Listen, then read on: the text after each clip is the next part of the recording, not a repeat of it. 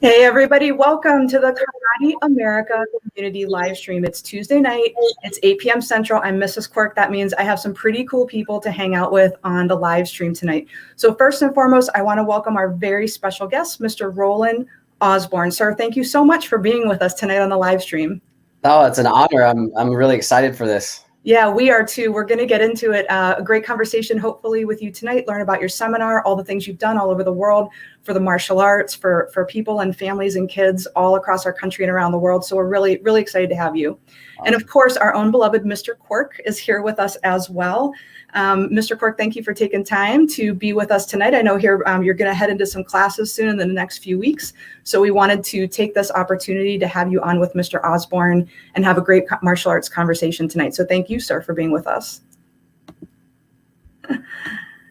And let's see, we got our announcements to head into before we have our conversation tonight with Mr. Osborne. So we have our announcements from our staff. First of all, we are right in the middle of, actually we're coming towards the end, but we still have some time left on Role Models Train Free. We were celebrating moms in the month of May, dads in the month of June. And we figured, hey, why not open it up to anybody who's been a role model, a leader, an important influence for us in our lives. So we have been inviting people to train at Karate America, either Brookfield, Pewaukee, or worldwide for free, May 10th through June 18th. That is still in effect. If you would like to invite somebody who's been a huge impact, had a huge impact on your life, go ahead and get their invitation at your academy. They can train free, even from their own living room. No matter where they live, they can train free with Karate America through June 18th for that very, very special event.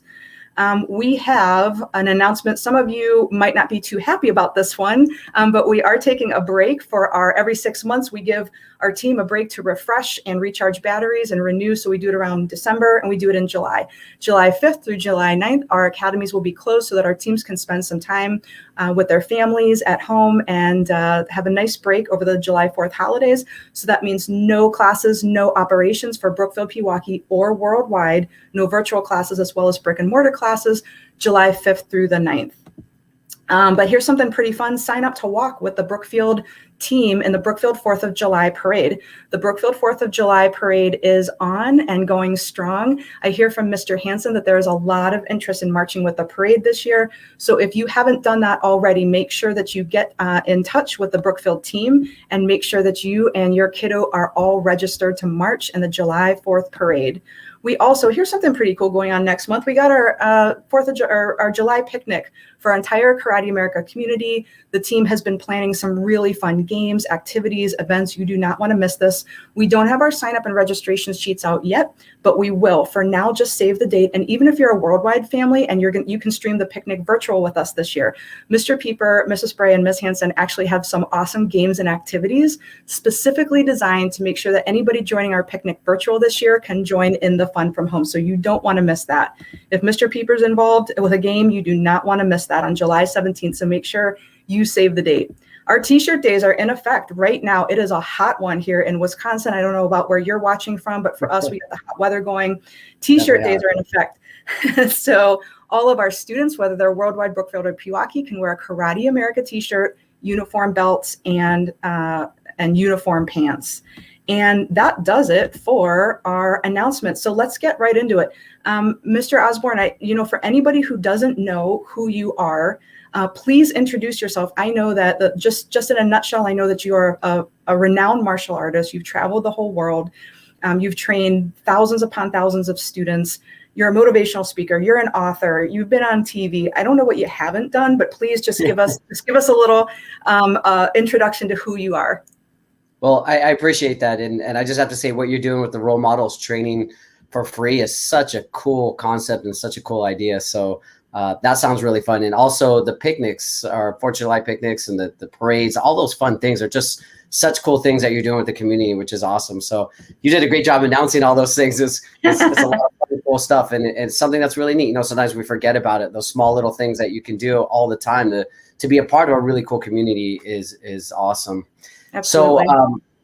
So that's really cool to hear all those fun things that you're doing.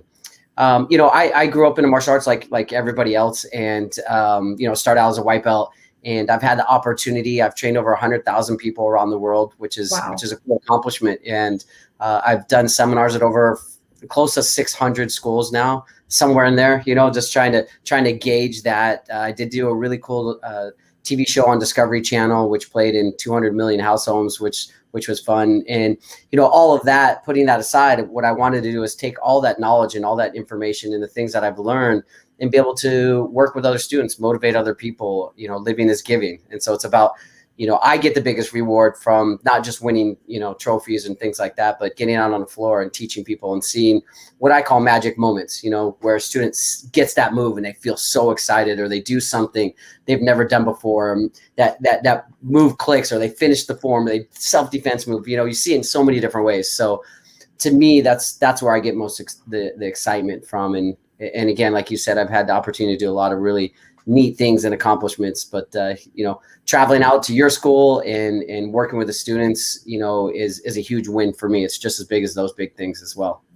Well, that's fantastic. And we are so excited to have you out. That's actually going to be on June 26th. Like I said in the announcements this month, we're going to talk about a lot of some of the details of the Thrive seminar later on in the conversation.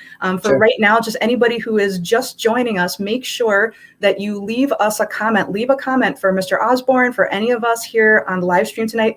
Let us know either where you're watching from, or I know you guys like this, if you, whatever belt color you might have, you yourself or somebody in your household, leave us a white heart, a blue heart, a red heart, some black hearts. If you're black belts, if you're higher degrees, advanced degrees, how many degrees of black belts do you have in your house? Go ahead and leave us those multiple black hearts. We always like to see those, and let us know that you're watching tonight. Also, more importantly, if you have any questions for Mr. Osborne, anything you want to share with him, anything you might have seen about him on YouTube, on the internet, and you want to ask him a question, or as we get into it tonight, go ahead and write in the comments, just drop a comment for Mr. Osborne or Mr. Quirk, and we'll have that conversation. This is a great opportunity to chat live with him. So I know you shared a little bit about just all your accomplishment in the martial arts, or how did you get started in the martial arts? Yeah, no, like a lot of people kind of similar to our age as far as martial arts. A lot of us started from the Karate Kid. Yep. And my family, we all went to the Karate Kid, and there used to be these crazy things called drive-in movie theaters. Yep. Yeah. And we went as a family. We all went to this summer movie and watched it. And my younger brother was like, "Oh, I want to do karate." He signed up and did karate for about 6 months. And then, we do something at our school every Christmas, and kind of similar to like the role model thing that you're doing. And we give a gift card to one person, that's somebody that's special to us. And that gift card's worth an introductory course, 2 weeks of classes and a private lesson. And my brother gave me that. It was actually in my physical stocking. And I pulled it out, and I was kind of like, I thought, karate was cool. And it was kind of like his thing. And I kind of watched him do it. And I had played some other sports and things. And then, I went in and took the first, couple lessons. And I remember specifically the move. Like the first lesson, I was like, I did a couple blocks, a couple kicks, and a couple punches. But when I did the back kick and the instructor was holding the shield, and I felt the power, like martial arts felt real to me. And in a way that it wasn't fake. Like it wasn't just doing this move and doing this move, but I felt the power in the back kick. And I moved him, and my instructor at the time was pretty big, and and he's like, do it again. It was strong, and I kicked him, and I was like, if somebody was really gonna attack me from behind, and I did this kick, I felt confident enough that it would really, be able to defend myself or push him back or hurt him in a certain way. So that kind of built my confidence in a way, and I was like, I kind of like this. And then we kept going, and I, we were learning a palm strike and different things. So for me, it was like a self-defense mindset and how realistic it would be. And that's kind of what stuck with me. So from there, my dad signed me up, and my younger brother and sister were both training at the same time. And so I kind of just jumped in there with them. At the time, my parents were separated. And so I only lived with my dad every other week. And so when I would go, I would just go twice a month on Friday and Saturdays. And it was kind of a part-time thing for about a year. And then I ended up living with my dad, and it became a full-time thing, which was cool. Wow. So did your whole family train together then, just pretty much for your whole, forever? Like, are they still training? Are they still involved in martial arts with you? Yeah, that's good. Yeah. So in California, we all trained together, and then they moved to Pennsylvania, and my brother would come back in the summers and train with me. And then my brother actually manages a few martial arts schools in the Washington, D.C. area. So he's still involved in it. And my sister moved on, and she's doing other things. But we did all kind of train together while we were all together as a family. Yes. That's really cool. Mr. Quirk, so as a martial artist, does anything that he's saying resonate with you? Was there like one move or one time when you knew that you were a martial artist? Yeah, totally. Yeah, really? For me, totally. Yeah. For me, it was always, there was like this mystique around martial arts, right? There's like something magical about it. Really couldn't put my finger on it. Didn't really know much about it. And one of my buddies asked me to go to a demonstration. I remember, I don't know if the instructors did this on purpose, but it's brilliant. They had all the kids sit really close so that when they jumped and did these amazing kicks, like all the kids are looking up, right? And it just looks like they're twice as high. But I watched Mr. Danu throw a flying spin hook kick on a piece of x-ray paper. And it was amazing. It was like a tornado. That was all she wrote. Like, I got to be able to do that. Yeah, totally. Well, I'm not a martial artist. I didn't grow up as a martial artist. I wasn't inspired like you guys, but I do have I was thinking today, actually, it's funny you brought up the Karate Kid, because I have a Karate Kid story too. I'm that generation, that age, right? And I remember it was my birthday, and we didn't have much money when I was growing up, and my mom always made the most phenomenal, like, crepe paper, balloon, birthday parties, like in my dining room, right? And we were going to play outside, or we were going to do something outside, and it was raining. And at the last minute, I'll never forget this. My mom took my whole birthday party and our little like treat bags that she made for us, and we went and saw Karate Kid at the mall. This movie called Karate Kid. I had no idea even how to spell karate, but I can still see myself sitting in that movie, like watching Dan and just like riveted and eating like my treats out of my little birthday bag out of that. So I guess I have my karate. Very cool. Too. That's funny. So, Mr. Osborne, why make the transition then to instructing? It sounds like you were in as a martial arts student. This is what you wanted to do. Why not just continue on and be a really high level competitor and practitioner? Why teach? Yeah. So, it's an interesting story. My instructor came to me when I was about green belt, just getting ready for my brown belt, which was about, 3-4 years in most styles. And he said, I'd like to have you come help assist classes. And this is an interesting story. And he's like, I want you to come help assist classes and maybe even start teaching classes. And I was so unconfident that I literally told him no. And not in a way like, no, I'm never going to do that. I was like, sir, I'm not ready for that. Me. And it's so interesting. I was like, and I was just so unconfident at the time. And I can picture it right here.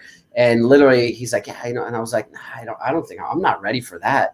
I'm not ready to be an instructor. And he's like, no, you're not the perfect instructor. He's like, but what you have is you have the attitude and you care about martial artists. And I see how you train and practice. And he's like, I'll teach you how to teach, and I'll teach you how to help people. And through that, you can become a better instructor and you'll be able to be a good instructor. And so I share that story a lot, because a lot of times as trainers now at this level, and as you both of you know, we're looking at the students and we're like, in the beginning phases, they start and we're like, hey, maybe you're ready for this program now. And it's like that program is designed to take them to a new level. It's designed to be a little bit more challenging. And then, hey, we have this program that's available for you, because that's going to take you to another level. And then all of a sudden, you've been training hard and maybe you're the competition team or whatever, and you're taking these harder classes. But then it's like, I want you to get on the floor and I want you to help teach. And as we know at this level, to teach is to learn twice, because you learn everything twice as good. I love that. You learn to explain it and you learn to get it better.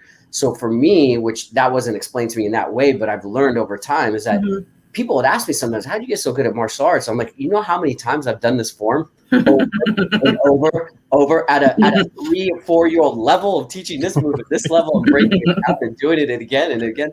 Like, the only difference is there's no, I think in martial arts, there's a little bit of natural talent, but it's like 10%. It's 90% of attitude, determination in pure number of classes. Every single class you come to, you get a little faster, you get a little stronger, you get a little more confident, you learn the moves more, you get a little more challenge. And it's just the addition of all those little classes. So rewinding back to that, instructor's story, I started teaching.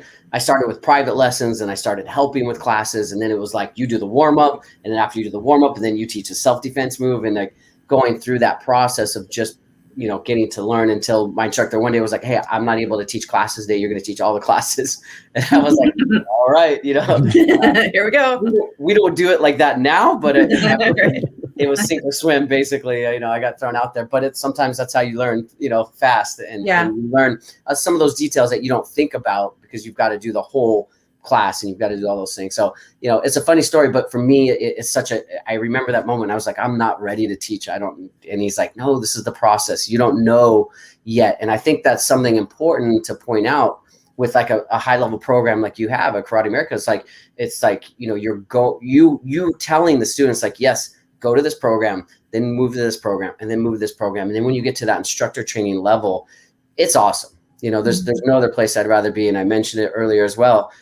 My last tournament, I remember zipping up my bag. Specifically, I was at the Battle of Atlanta, and nothing happened that tournament bad, nothing. But I literally was like, I'm spending all this time training on myself. I'm doing all these things for myself. But you know what? I'm not going to win it. I don't want to win any more trophies. I want to go change people's lives and help them win trophies. And like, that was my new goal. And I just made that, very specific change into like, I'm going to go be the best trainer I possibly need to be to change as many lives as possible, because those trophies, a human life is a trophy, and it's a big trophy. You know what I mean? That's the biggest trophy I could have. So that's where I see teaching really being a huge benefit.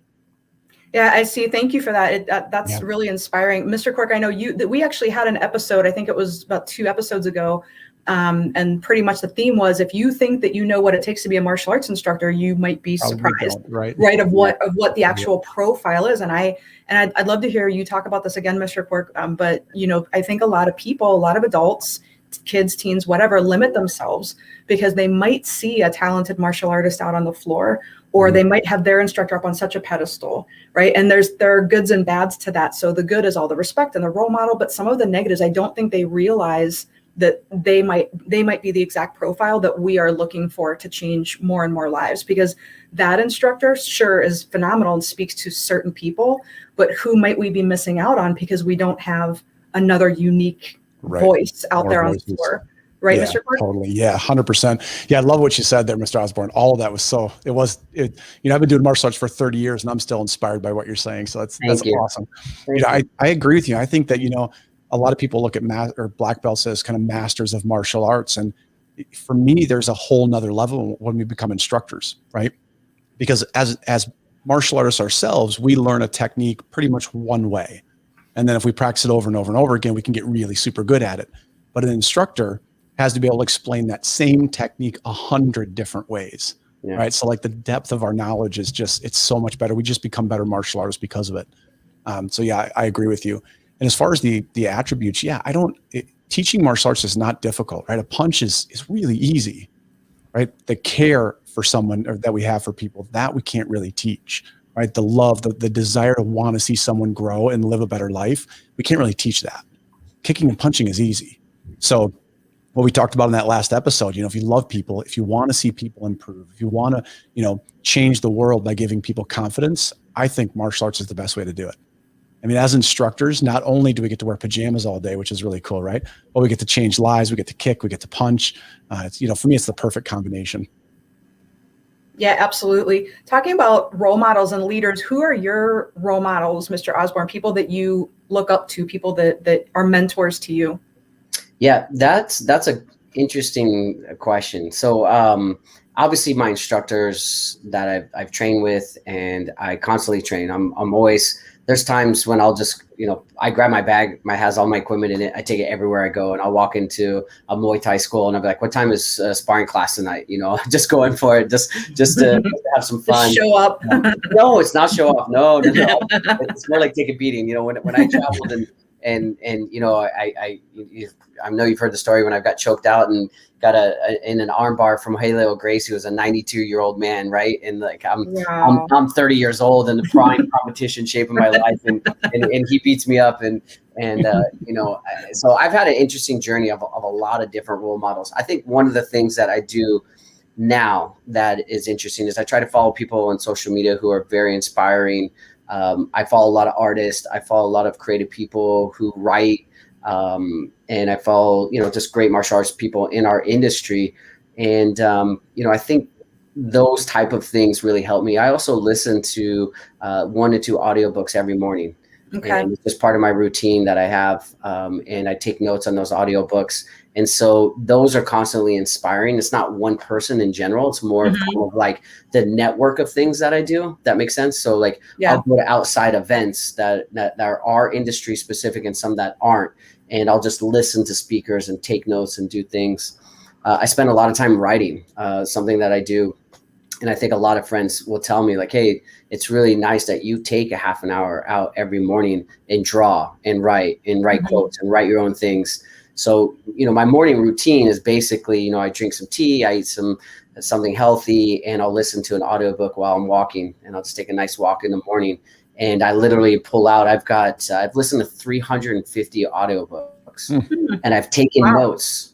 Yeah, I've taken notes on every single one of them. So I pull out like certain quotes or something that will come to me while I'm listening to it. And as I'm walking, I'll just write in like, what is something that I got out of it? And I'm actually writing a book out of it, which is really cool because it's kind of like, to me, it's like life hacks, right? It's like learning about things and the power quotes and things that mean the most to me and can be specific to whether I'm teaching classes or can be specific to maybe a new project that I'm working on or specific to something creative that I'm trying to do. So it's, for me, it wouldn't be like necessarily one person. It's more of those different things that I do that kind of inspire me in different ways. Yeah. Well, I love to hear that you have a practice. I mean, it sounds like you truly have a practice for personal development. Yes. Because I think that it's, we talk about one of our values is we live a healthy, balanced lifestyle. And I think that sometimes it's like, you know, people who love the martial arts, it's like, that's all they do, right? We are martial artists, and we talk to martial artists, and we practice martial arts, and we hang out with the same martial artists. And that's really great and really fulfilling. But I mean, I'm actually a little like pleasantly surprised, and I love that you actually take the initiative to have this practice of developing your whole self and to be balanced outside of the craft and you know, the field of martial arts. That's awesome. I think with that, and that's from a mental standpoint and a spiritual standpoint, you know, luckily I live at the beach, so I walk down the beach every morning, listen to my audiobook, take some notes. And some people are like, yeah, that's awesome. You live at the beach. Like, that's an easy thing for you to do. But, you know, I tell people, look, anybody can take a walk around the block. Like, everybody can do that, right? You can get in the habit of doing that every morning. And developing that routine changed my life. It really did. You know, I was looking for something of how I could, you know, we're always looking at how we become better, you know, what we do. And so as I was looking at my morning routine, this didn't happen overnight, but it slowly has developed into that, to where it's just something I do every morning. And I love it. And so that's that. And then the other aspect of, you know, I have like a half an hour. So I take my lunchtime, that's normally an hour, and I take a half an hour and I just go to the gym really fast. And luckily, again, my gym I can bike ride to in about 2 minutes. And I go in and, you know, I just push a little bit of weight for 30 minutes to get some exercise in the afternoon. And then I eat lunch. And that's like my 1 hour power. I call it a power lunch, you know, and sometimes I'll hit that second audio book then. Sometimes I'll look at my notes from earlier that day. But I kind of just break off from the world. And I make sure too, when it comes to social media, because a lot of people get stuck scrolling. Like, I tell people that I work with, like, I want you to create the news, not watch it. Right. So what are you doing to create news every day? What are you doing that's cool that you can be proud of, that you would report, right? Sure. So I kind of do that at lunch, and then I hit a class, you know, 3 to 4, sometimes 5 times a week. I'll hit a martial arts class that I just take personally myself. I go in as a white belt, and I go in there and just train. And for me, again, so I kind of have like 3 specific, very selfish points of the day where I take an hour out of my day. You know, in the morning, I take an hour at lunch, and I take an hour in the evening and train. And I think those 3 things add up over time, you know, and it really helped me to develop, you know, into the person that I want to continue to develop and be strong and be a role model in that way. Yeah. Well, and what I'm struck by when you say that, I remember the first time I've heard this quote. I'm a big quote person too, so I could like geek out on quotes like for days. I actually read them like on my device, and then I like screenshot the quote, and I'm like, oh, forget that. And I'm too lazy to write, but I got it like all in my phone. And so I love that. But the first time that I heard the quote, "Discipline is freedom," is when I actually watched the movie Choke, the Gracie movie Choke, and he was talking about, you know, that the fact that, you know, so many people feel that real freedom, real creativity, really living is not having discipline and structure, right? And we run into that sometimes with team development and in our jobs and in our work. It's like, I don't want to do A, B, C, X, Y, Z. I just want to get out there and inspire people. I just want to get out there and teach. I just want to get out there and be. And what I think is really fascinating about, and really resonates with me about what you're saying, is that to have the structure and to have this discipline, what do you know, creates this environment where we can go out and be our best selves and have a lot of creativity and have a lot of freedom. Without the structure, many of us don't flourish. We actually flourish and are creative and fun and just out there living with this discipline and this structure. Yeah, that's a great point. And yeah. What about you, Mr. Cork? What's your any good books you've been reading lately, or any personal development tips you have for anybody watching? Well, you know me, my main book that I've been going to is Spiral Dynamics. Yep. I don't know why, but you haven't heard that book? No, I haven't read that one yet. I heard it. It's an amazing book. It is. It's tough to get. Right down. Yeah. Well, you know what? It's a very specific one too. I think I can show this right on camera. Yeah. Right. But it's got to be the one that it has that kind of that seashell on it. Nice. Yeah, but Mr. Rudy Mick tipped us off on that a while ago. So yeah, and when I say I've been reading it for a while, it's like it's one of those books where it's like back 3 chapters forward, back 2 chapters, 4. I mean, it's that type of book. So that deep. yeah, Awesome. I love it. And that one will, for me, that one consumes a lot of my reading time. That'll do it. Yeah. That's not light reading on the beach. No, it's not. It's pretty intense. We got a comment here from Mrs. Pieper. She says, Mr. Osborne, it's very inspiring to hear how you develop yourself and self-reflection that helps you grow. The importance of routine you've developed, it seems so impactful. Absolutely.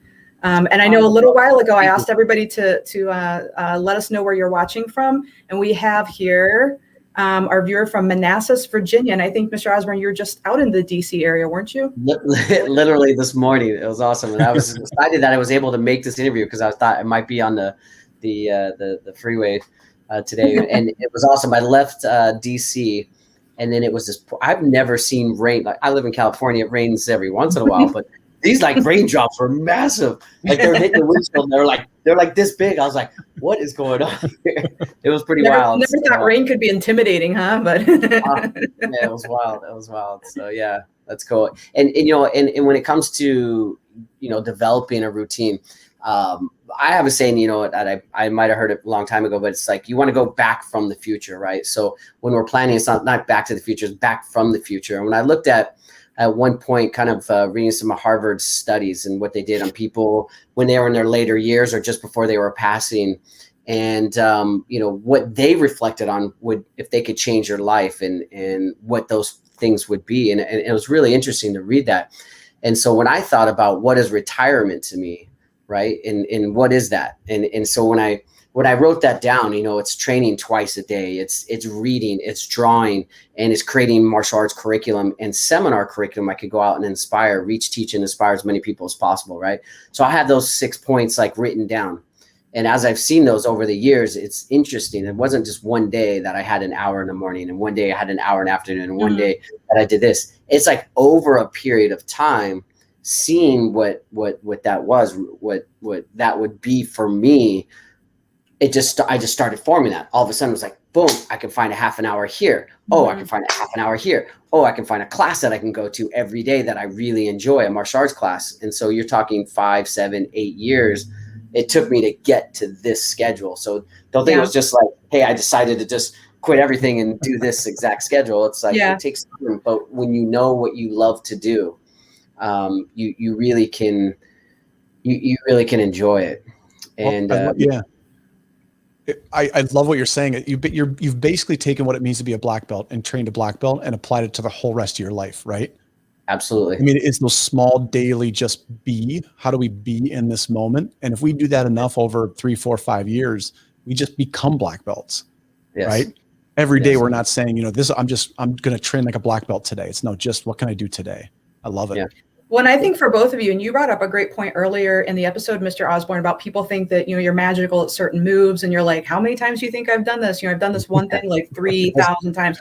There's no magic here. There's no magic. I mean, all of you. I tripped over the pads like everybody else, right? I punched like this. I did all the funny things that every unnatural person does. So I've just fallen down more than other people, right? We've basically made all the mistakes more. But I'll tell you, nobody can beat my record of mistakes. I definitely champion mistakes. So do both of you, I mean, I'm creating a story that both of you would say the actual training of martial arts trains a person to just that consistency, keep at it, consistency, keep going, to parlay that to other areas of your life, right? Is that pretty much where both of you learn the consistency and staying with something? Absolutely, I would say.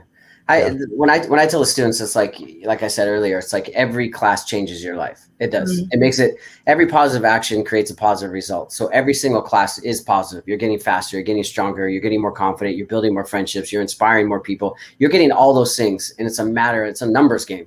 And the more classes you go to, and as I tell my students, every bell graduation is a life transformation. That's 3 months of all those classes, all those kicks, all those punches. And that's like a significant point. And then the next graduation, the only difference between me and you is I've done 150 graduations. You're on number 8. You know what I mean? That's like, how many times have I graduated over the last 30 years of martial arts training versus you're on your 8th graduation. So life is, in that way, it's a numbers game when it comes to, and I tell my students all the time, like, if you're 6 years old, you train with me for the next 12 years until you go to college. Like, you're just going to be 12 years of more confident, of faster, stronger, of more friendships and more events and all those things. That's all it is. So, I call it the college program. I tell my students all the time, stay with me until you're college. Like, I'm going to give you the best chance at being confident leaders and role models that I possibly can, and your parents can, because your parents love you and they care about you and they want to see you work hard in these classes. And we know every single class you definitely improve. And so it's just as many classes you can come to until forever, Yeah. Right. Well, so it sounds like to me, you are just a very sort of open vessel, eternal white belt. What do I have to learn from the world? Not a lot of ego going on with you. It doesn't sound like it's what can I learn? What can I absorb? So were you always like that, even as a young person? Because I know sometimes we talk about, ego slipping in with martial arts when people are really good at something or become an instructor. Did you ever navigate that as a younger person? Or have you just always been like, hey, how can I absorb? How can I get better? I always have something to learn. No, I think martial arts for me in the beginning stages was a little bit about fear, a little about like, I was a little bit scared. I lived in right outside of downtown LA. And at the time, a lot of race, a lot of gang violence, a lot of things like that. So I was took martial arts a little bit up for fear at first. Okay. Then once you do, I think a lot of people get a little egocentric as they start getting better. I see it a lot like green belt and brown belt. They think we call it green belt syndrome. Yeah. I got this. Oh, definitely. You've seen that, and I started getting. I'm like, ooh, I can side kick pretty hard now. Yeah, I got it. And you're good enough to hit a little bit harder when you're sparring and those kind of things. So it's like, I do think I went through that phase for a little bit, and I do see it in martial arts a lot, to be honest with you. But what I found when I traveled with Discovery Channel is that every really high level, super high level martial artists, I'm talking like the Helio Gracies, like the top people in Aikido and Taekwondo, they were the funnest people ever because they were so good that they were confident and they didn't need to show off. Yeah. And it was so, I could tell who was really like, just like so good because they were just having fun and they didn't have a problem. They'd be like, oh, come over here and learn this, and do this. Where then there was guys that would, they're like sizing you up and they're like, okay, I need to show how strong strong I am. Chin up, kind of looking that way. Yeah, right. Thumbs in the belt. Right?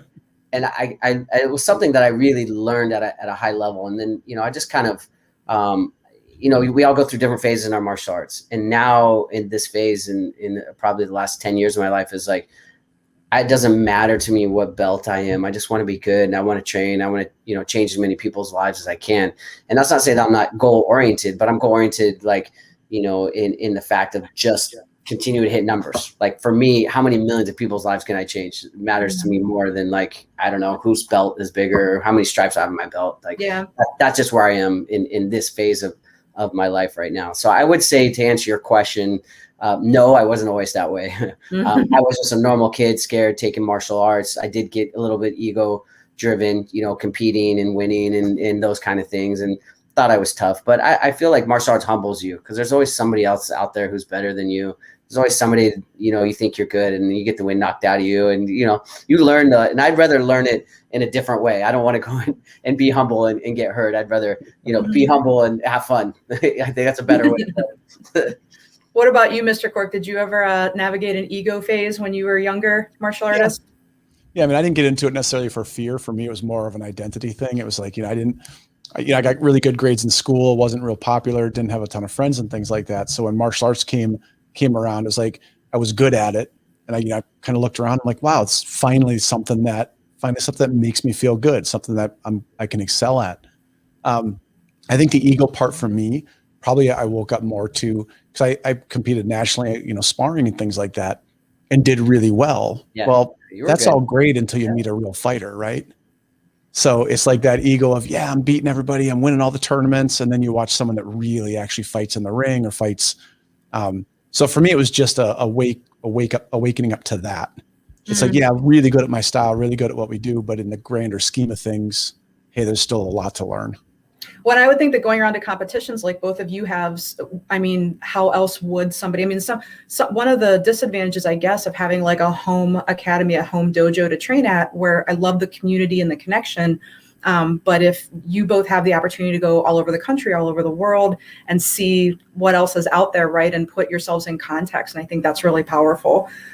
Speaking of quotes, one of my very favorite is from Ram Dass: "Is everyone's the guru if I know how to listen." Sure. So it's like, stop looking for this like guy sitting on a mountain that's going to give me the answers. It's like, it's right there. It's right in front of me. And so what advice would you two, actually, real question, what advice would you have for somebody who might not have the opportunity to travel or go to competitions? How do they get that perspective? How can they push themselves to be better and have other influences? If, say, we have people watching right now that maybe just have one martial arts school to go to a couple times a week. How would they do that piece of development? What would you suggest? You want to go first? Go ahead. Yeah, go ahead. Anybody can go. No. So for me, something I think that is amazing with the internet, is the ability to go on social media. I can be an example to a lot of students in certain ways. You can be an example. People watching right now have the opportunity to hear different ideas and concepts and things like that. And I always tell our students, make sure that you're looking at people who are positive in different directions. Maybe you're following The Rock for what he does. Maybe you're following, an artist for what they do. Maybe you're following a couple of different martial artists and your instructors, and they're all doing positive things. So I think looking out in that aspect is a way to get an outside influence. And I think that, I think people are lucky to have a martial arts school like yours, where they can go in and get that inspiration every day and get those quotes and get those leadership skills from the instructors while they're physically training. It's hard to find. Like, honestly, it's stuff like that's hard to find in a complete package, right? And I think they should really appreciate that opportunity in the martial arts school and take advantage of it 100%. And then, look for different leadership groups or different groups online as well. Outside that, your influence that you have. I think those might be a few different ways. What about you, Mr. Quirk? What's your take? Yeah, I think that quote, we are everything we need to be. I mean, we are everything, right? So I think a great martial arts instructor, a great mentor, a great leader, all they'll do is they'll basically see what we don't, and they'll basically help us open that door, right? Because like I said, we are everything we need to be. It's just whether or not we see it. And, somebody like, Mr. Osborne is out helping millions of people see that. That's what makes you so amazing, sir. You inspire people, and you see the greatness in people when they don't. And I think that's what a great martial arts instructor will do. So whether that's one school or visiting 100 schools, it doesn't matter. As long as you can find that person that sees greatness in you, that's, to me, that's the win. So there's a movie. It's interesting that you said there's a movie called The Sixth Sense, right? And what did that kid see? He saw ghosts. Yep. And I tell instructors in our instructor training, I say, look, I have the seventh sense.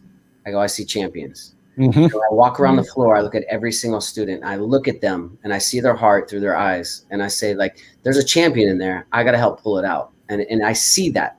So when I'm walking around, I'm not looking at like, your knees aren't bent enough and you're doing this wrong and you're doing that wrong. Like, I'm seeing potential, and how do I pull that potential? So I walk up to that and I'm like, you're awesome. I like the way you're running. I way to keep your hands up. I like your eyes. I'll come over here. And like, I just want to keep inspiring each person.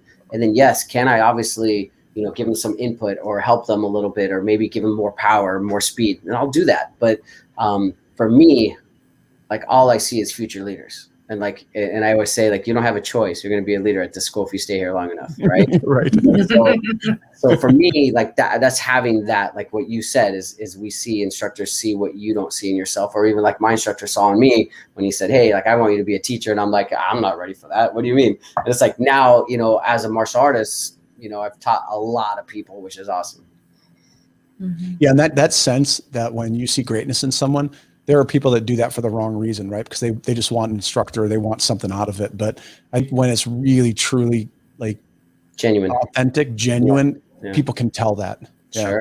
Sure. Yeah.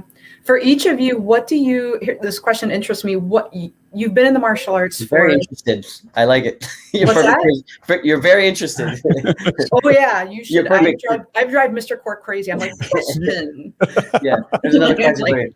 It's awesome. It's cool. So what would both of you have spent so many years in the martial arts, and to be honest, I mean, you've been instructors, you've been students, you've been so many different facets, and you're really on the inside of the field. I don't like to call it an industry. I truly believe it's a field. In our field, what do you wish if parents, if people are watching right now, what do you wish people knew about the martial arts that they don't? You want me to go? Yeah, go ahead. I want to think about that one for a second. Yeah, hit it. Well, okay. So first of all, I'll rewind that question because not all martial arts schools are created equal. Yeah. So when you're thinking about like your martial arts school in general, yours, you know, the leadership program you have, you know, the martial arts skills you have from the physical side of Mr. Quirk being a national champion, being one of the best fighters. Like I've watched you fight. He's amazing. So it's like you have the physical side, but also having that leadership team and having that instructor team and having those special programs and those camps and all like the role model, everything that you're doing there is amazing. So not all martial arts schools are created equal.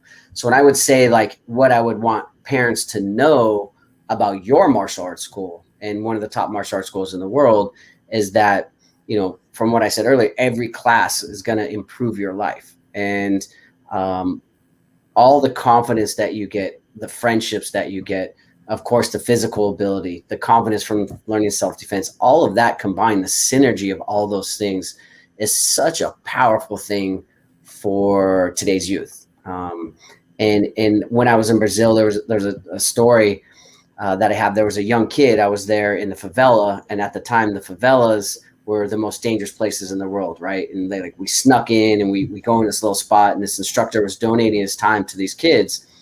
And the instructor told me, he looked at this little kid, and I have a picture of him literally choking me, this little kid. We're doing jujitsu in there.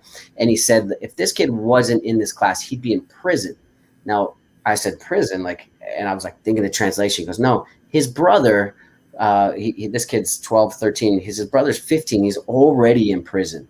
And he said, they're doing bad things up here. And he said, jujitsu saved his life. And I feel like there's so many times that you hear these stories like that. Now that's extreme, right? Like our kids up there where you're at aren't going through those same challenges, but they are going through challenges. And especially during this time, obviously going through COVID, it's been an interesting journey for so many people.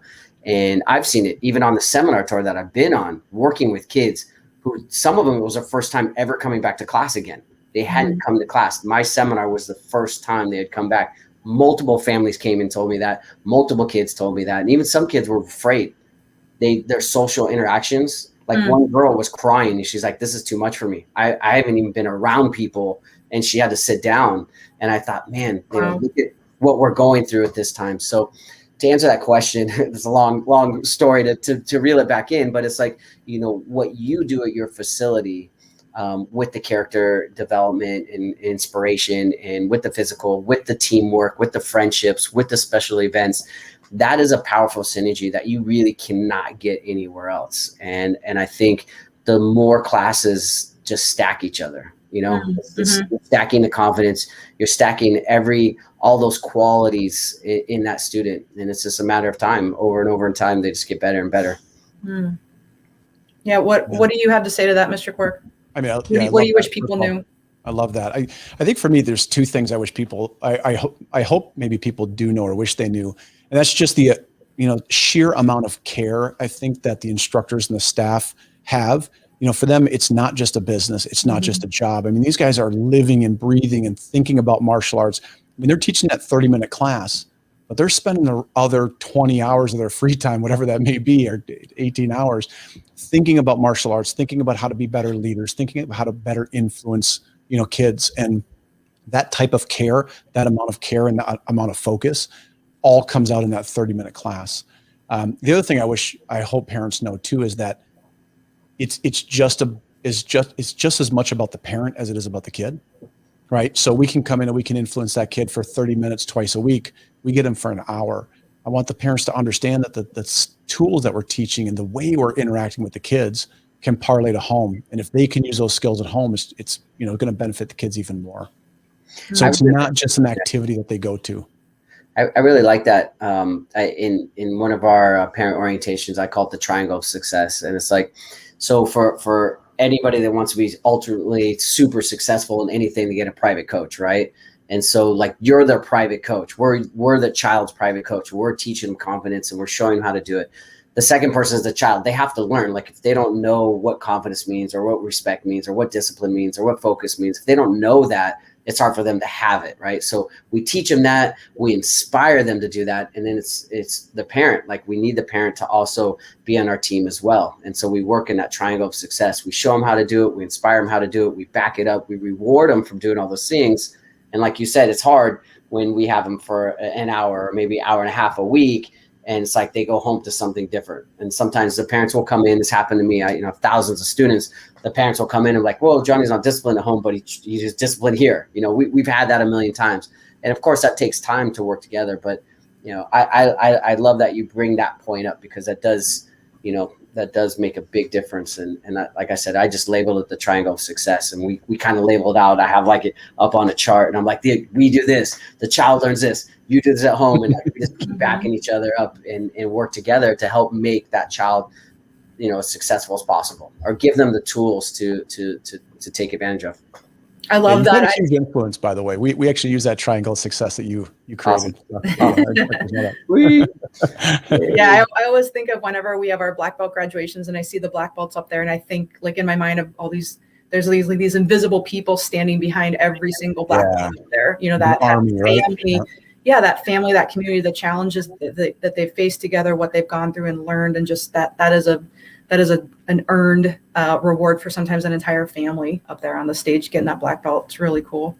100%. And I want to add to that, if you don't mind. And, I know that Father's Day is coming up, and I saw that, you're talking about the role models, and we know that how we know just pure statistics and working with so many children, how important parents are. Right. And my dad taught me one of the most important lessons in my life. And you talk about up there on stage at black belt. At green belt, I tried to quit. And, we all go through that green belt, brown belt, red belt phase right before black belt. It's 2 or 3 phases that we all go to. And I've realized in life, we go through those no matter what we do, right? You're always going to go through a small burnout. You're always going to go through those small things. And I think I remember going as a green belt, telling my dad, like, hey, I want to take a break.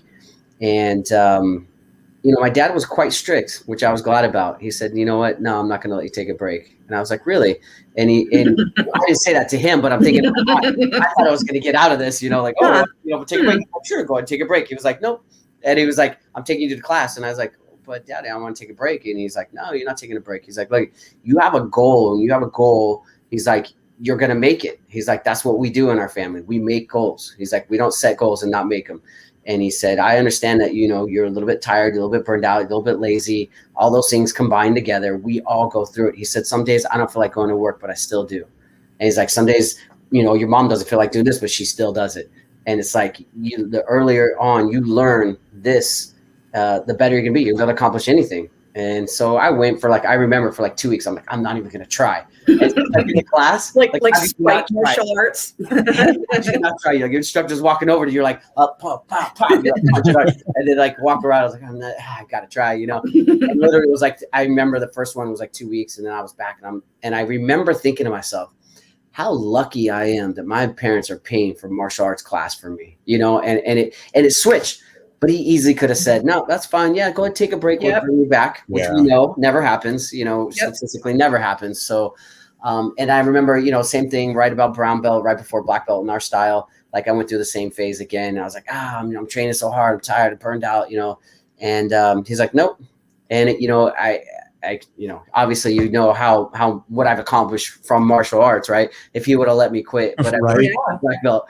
And I was like, man, I got my black belt. And I just looked at my dad, and he's like, I told you, of course. And we're both tearing up. And I was like, he's like, I told you, and this is how you accomplish goals. And this is what you do. He's like, you're going to go through it again when maybe you're going to college and you've got those hard tests. He's like, but you're going to make it. He's like, anything you want, I want you to know you can make it because you have the discipline and dedication to do it. And it's like, I couldn't have learned that by myself. Yeah. And I share that story because that's what our parents are here for, right? They're here to help us. And of course, my instructors got involved and they did a little extra private lessons and they pumped me up a little bit more, but that's that triangle of success. Again, we're all working together to teach those lessons and those life lessons that will help us in life. And I think that's something that every parent should know as well, that can help maybe. Yeah, the kids are going to want to quit at some point. It's not period. when. I will talk about that in my seminar. I will talk. Well, about okay, that. good. But I don't want to tell everybody. But don't give away all the good stuff. It's pretty fun because I get most of the kids. I'm like, how many of you guys are gonna want to quit? And they're like, no. Right. I'm like, yes. Never. No. Well, it's funny. Have you ever had anybody come to you and say, you know what? I'm really glad my mom and dad let me quit karate when I was a kid. Yeah. Cool. Right. Nobody says that. What do they say? Oh man, I wish I would have stuck with it. How many times do you think in your lifetime and in mine that we've sat down somewhere and like, oh yeah, I did martial arts once. Yes. And it's like, what happened? They're like, yeah, I got a little burned out. My parents told me, we'll go try something new. Yeah. So I've heard it a million times. Yes. Yeah. So great segue into our seminar that we have with Mr. Osborne on June 26th. I really want to pop this up here really quickly. Woo! The Thrive Tour. Yes. So tell us more for moms and dads, students watching now at home. What is this all about? What's the Thrive Tour? What do we have to look forward to at your seminar on June 26th in Brookfield? Yes. So the Thrive Tour basically is watching what COVID has done to a lot of families and a lot of children's self-esteem, a lot of adult self-esteem and everything. I wanted to create a seminar tour and create seminars that would help reach, teach, and inspire people to understand what it is to thrive in life and how to overcome adversity and to be what I call invincible. That's where you can take a hit, but you come back harder, right? It's about taking a hit and moving forward.